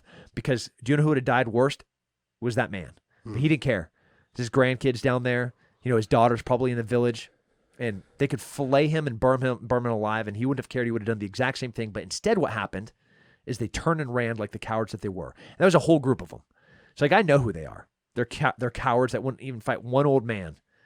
You know, but they'll walk into a helpless village. Yeah, I mean, you know this firsthand. Yeah. Those are the type of people that they are. They do not respond to real men of courage and brave men that will do violence on behalf of those behind them. And the people around me are skilled at violence. And that's what we're trying to do, which we're trying to teach people to be skilled at violence, not to be a militia, but so that they can go out and preserve and protect those that can't preserve and protect themselves. Are we going to fight for gays? Hell yeah, we are. Blacks, yeah. Asians, yeah. We don't care. Insert any way that you can label a human and then take it all away, because either way it doesn't matter to us. It's just a person. And every single life matters. Yeah, man, without a doubt. I think you partially either influenced or inspired, but you're definitely affirming our Fight for the Forgotten vision statement, which is just simply defeat hate with love. Yeah. I mean, that is what overcomes hate, because I've too seen it on a smaller scale, but I've seen what love can do, and it can drive out that darkness and defeat hate with love. Yeah. Man. And not only that, you know, on a much different scale, you always talk about bullying, and it just takes one person. There's all these studies that are just one person. Yeah. Saying something as simple as saying something like stop. Or, hey, that's not kind. Yeah. Hey, that's just not going kind. from being a quote unquote innocent bystander, which is actually a silent supporter. The silent supporter, an innocent bystander, like the bullying situation, they didn't choose it to be hearing it, seeing it, or ignoring it. Like it chose them, but now they're there. They are present. Yeah. And now they have the opportunity to do nothing or to do something. Or pull out their old musket. Yeah, I mean, pulling out your phone and trying to get the Snapchat of the bully doing the thing, like you are absolutely contributing to that. Yeah. And I love that you said like stop or hey, that's not kind. You know, like any one of those things ends it. It does not need to be like people think like a bully-proof person is like the tough, strong, skinny kid that's going to go walk up to the bull and be like, hey man, don't do that. You're like, I'm going to have to fight you. That's not what it is. Yeah. Like it's a position of love being like, man, that's not a nice thing to say to that person. That's not whatever it is. Just as simple. Yeah. And they run away like you were talking about. Have you ever seen the Battle of Kruger on YouTube? Nuh-uh. It's from I was in high school, I think, whenever it went viral, but millions and millions. And it's maybe like a 6 or 8 minute video, but I think it's in the Masai Mara or the Serengeti. And there is a herd of Cape buffalo, but there is I don't know if it's injured, but I know it's a calf. And it's this calf buffalo that is in the back of the herd. And it's smaller, younger, potentially weaker. And this pride of lions comes and they pick it off. And when they pick it off, they're right by a river. And the lions tumble down, 2 or 3 of them tumble down this cliff, and they end up in the river. And now a crocodile, a massive crocodile, big boy, chomps this Cape buffalo calf, this baby calf. And now they're doing tug of war, literally tug of war, 2 or 3 lions. I've seen a photo. Yeah. pulling against a crocodile, one baby Cape buffalo. All the other Cape buffalo ran, and they're fleeing for their lives, and one's running with them. But it stops, and it looks back and stops, and it decides to turn around. Yeah. Whenever one turns around, another one turns around, and another one, and they go up, and the lions basically pull back from the crocodile. Croc loses. And now they're about to just eat this thing. And now there's 4 or 5 of them standing there, and they're kind of like, I don't know, pawing the ground or whatever, hoofing it. And one decides to run in there and hit one lion up just gnarly into the air, 8 to 10 feet in the air. But now it's not just 2 or 3 lions. Now it's like literally 8 or 10 of them. And there's only 4 or 5 buffalo. But when that one comes in and hits one lion, now the lions are all on guard. You know, they're backing up a little bit, but still want that calf. And then another one just takes just a couple steps forward, and another one just takes another couple steps forward. And they don't charge again, but they just stand their ground. Yeah. And that baby calf gets up and walks back into the herd. Wild. And dude, it was epic. Yeah. There's 3 photos that it's a meme that's shared all the time. It's a little cartoon, and it has the dictator. He's standing there with a whip, and everybody is down bowing before him. And this dictator's just sitting there whipping. And then one person stands up, and the whip is directly centered at this one person. And then 3 people stand up. And then the last photo is the people stand up, and the dictator is down on his knees, what we know is pleading for his life. And, Wow. you know, but you just said it, man, it just takes one. Yeah. It just takes one act of courage, one act of selflessness, one act of bravery, and then everything changes. Yeah. Yeah, absolutely. Is this the picture, Amy? Yeah. That you pulled up? Yeah, I thought he might pull it think, up there. But maybe- yeah, there you go. Maybe Grant can pull it up for us. Mm-hmm. It's on my screen. Oh, I see it. Oh, That's yeah. powerful. Mhm. And then that reminds me How'd of a you find picture that so I've fast? seen. I'm quick. She's Yeah, young how did Amy. you do that? You're Joe's got young Jamie. I got young Amy. yeah. And, No offense, Jamie, but this one's prettier. yeah. Yeah, I love young Jamie. Just yeah. There it is. They're wow. So that's powerful. If you're watching I on love that YouTube, this photo. is how you can see it. And Hey, there's I another described one. that pretty described it. accurately. Pretty accurately. That's how I looked it up so fast. You described it so well. Can you look up one that is? Oh God! Now you're gonna. There's one. It goes with a John Maxwell quote that you're reminding me of. A good leader knows the way, goes the way, and shows the way. I love that. And there's one of like basically a boss at the top, and he's got a whip cracking, like these people pulling him sitting up there. And so it's a boss and a leader. Boss is up top, he's cracking the whip. And then it goes below and it shows leader. And the leader's out in the front, and he's basically like cracking the whip forward, basically calling them all like, hey, this is where we go. And that's who you remind me of, man. No, that is my philosophy of leadership. Yeah. Like you just named it, by, with, and through. By, with, and through. Yeah. How do you break that down? What does that mean? By the people that I'm with, like by their side, shoulder to shoulder, and you can't be by them unless you know the process. So by, with, and through is I'm doing it literally with them. I'm not just like geographically located with them. I'm also doing the act in the process. And I know that the success of it, I can't do it by myself.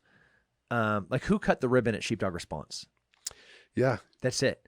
It wasn't me. It wasn't That's you. I own that building right out. I own that company 100%. Like, but it was my colleagues, my partners, my team that cut the ribbon, because it's through them that we actually have these programs. Did I give every block of instruction at the Sheepdog Response course that you're on? No, I didn't. I didn't teach most of it. It was mostly taught by other totally more equipped people. So by them, with them, and through them. I think even another example of that, I love a Swahili proverb, and it's, if you want to go fast, go alone. If you want to go far, go together.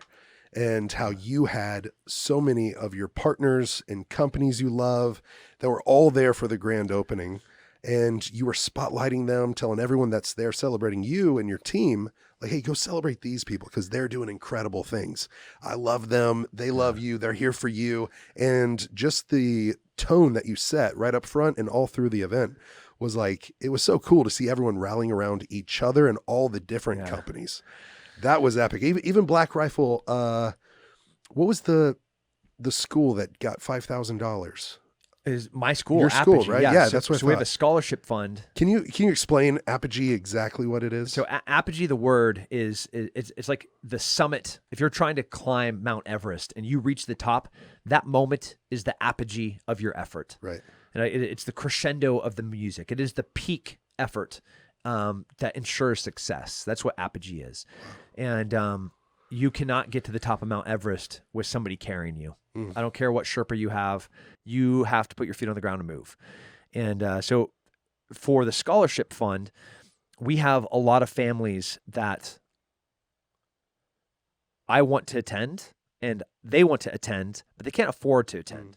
But I know that there's value in diversity and that there's value in having different viewpoints from different socioeconomic classes, from different races, from different religions. There's value in coming from different, having different lenses of life. Yeah. And, if you're an echo chamber of ideas, if you're on Twitter, right? Like, and everybody's just sharing the exact same bullshit, like there's no new thought there. And it's just resharing of bad ideas. And these bad ideas gain more momentum.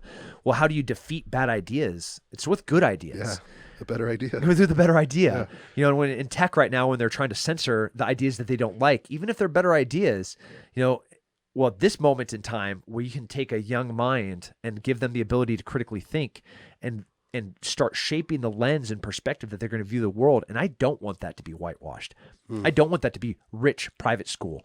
I want that to have an understanding of compassion and grace so they can look at somebody that's suffering, whose parents, they're soldiers and their dad's deployed a year at a time. And the mom is acting like a single mom with 4 kids. Like that's somebody I need in my school. Yeah. So that's the point of the scholarship fund, is so that we can get everybody in there and have those ideas mesh and meld. I love that. The thought of diversity, because the place that I was taken to school, was around the campfire. They called it Campfire University.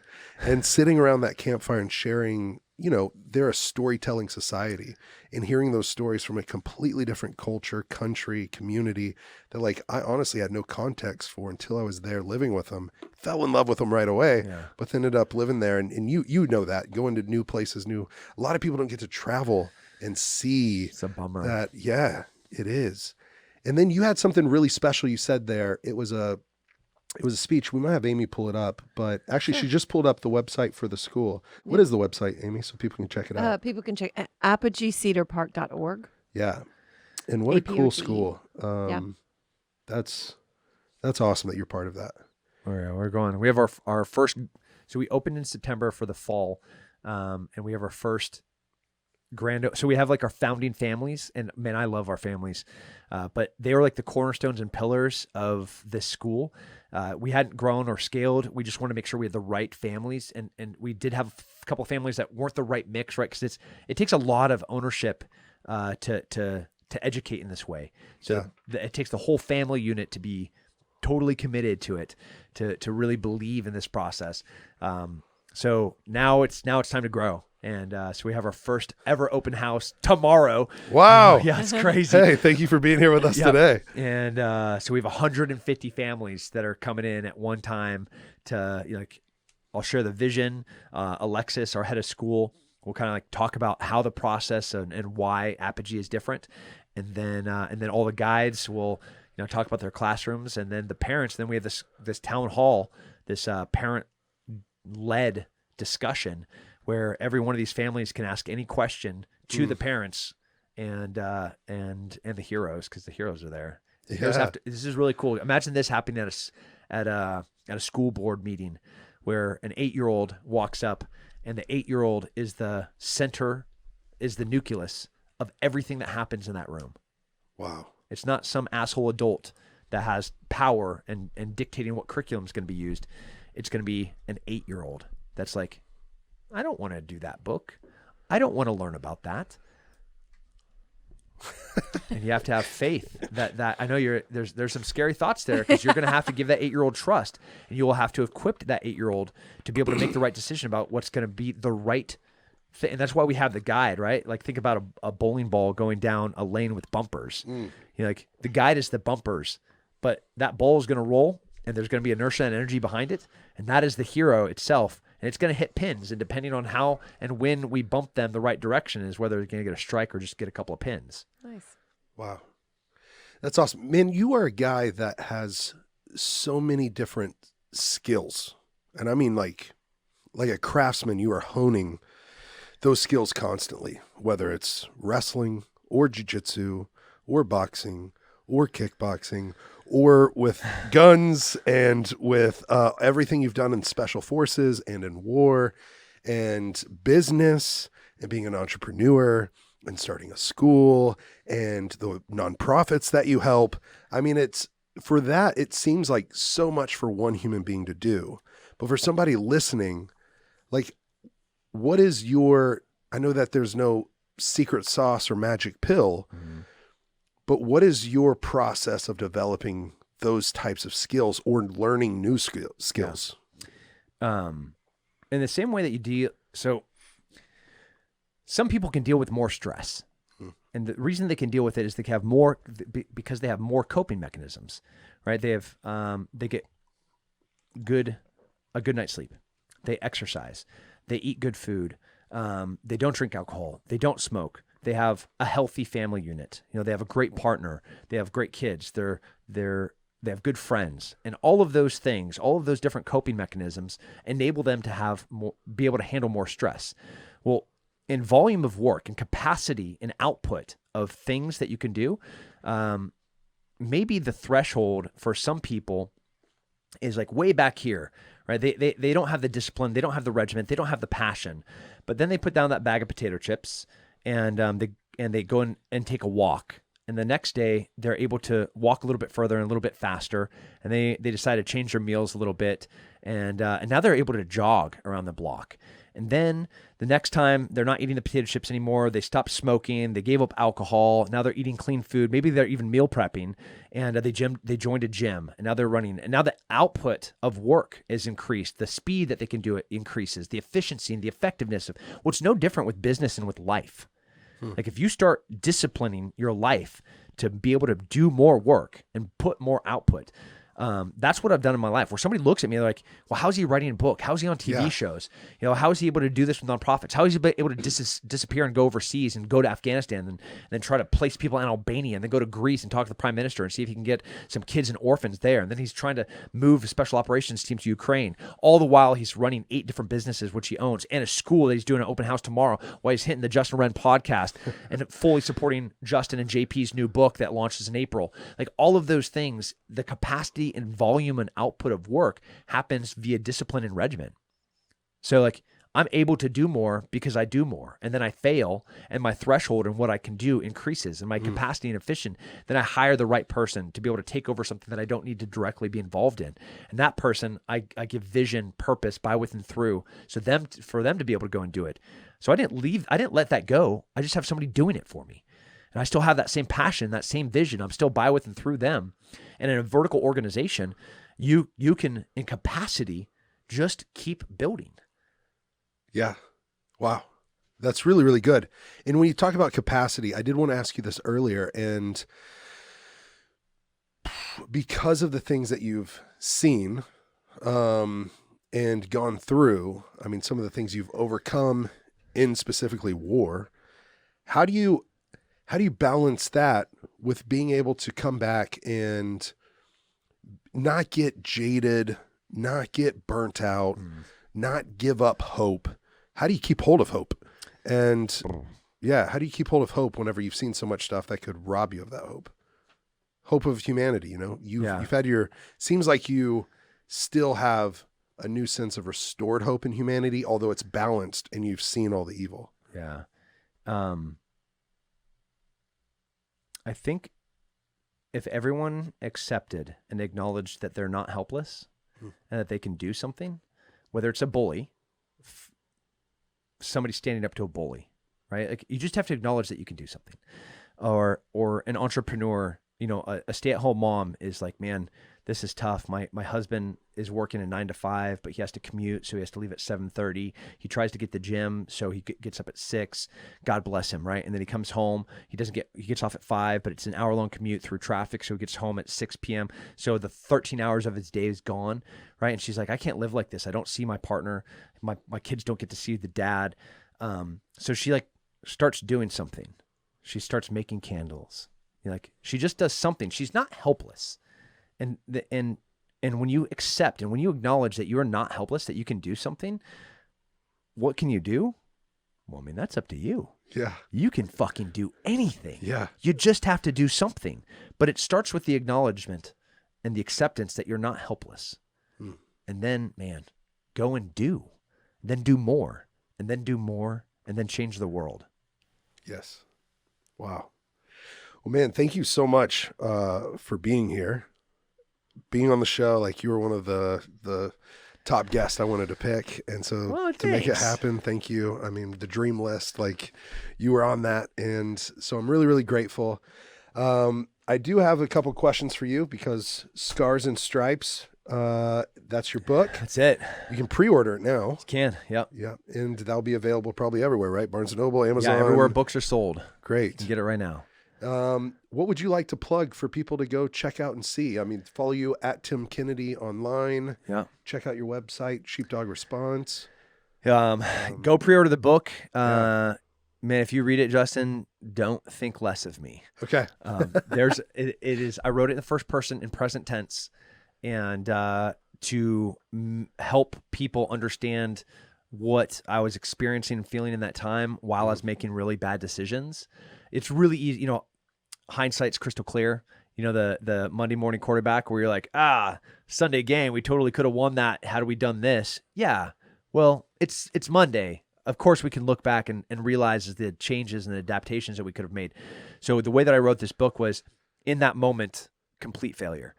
In that moment, a horrible decision, catastrophically horrible. That's hurting lives and loss of life.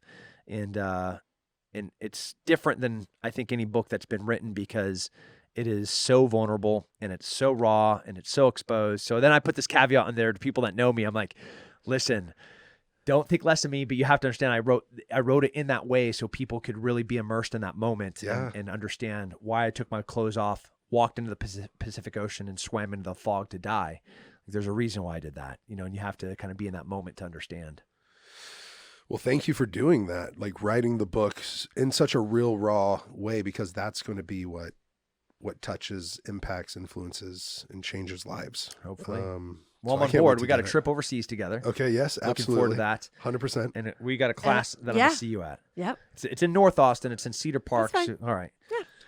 Can I come because I have the lady hair? Yeah. Okay. Yeah, you can be present. We do have a couple of men, even though it's an all-woman attended class. Yeah. We have a few men as instructors that are present, and I'd love you to be there. Sure, if Amy's in it, I could help with the grappling. Yeah, because it's like a girl grabs you, you can learn the technique, but when Justin grabs you, it's a different thing. Like if you're gonna get out of that, it's a different thing when a man grabs you or pushes you. I can't get out when he grabs me.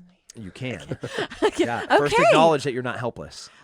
Yeah. Right? Okay, maybe you can't get out from underneath him, and that's weird. We don't want to talk about it. But you can take a knife. She doesn't and put want it to in get the out soft from spots. underneath me. Yeah, I can. Yeah, you can. Yeah, I can. You can put holes in his body, and those holes will bleed. Yeah.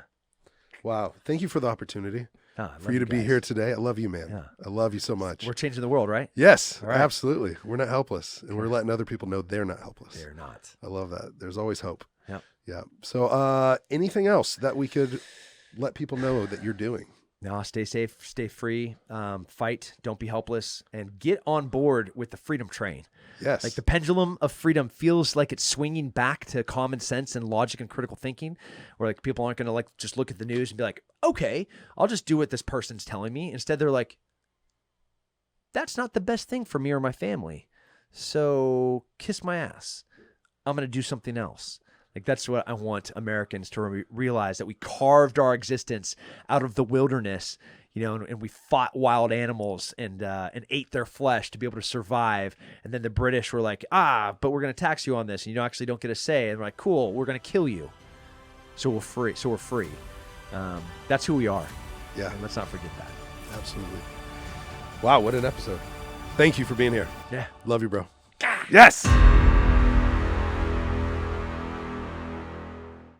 Hey, don't forget to send your Overcome stories to overcomepodcast@gmail.com.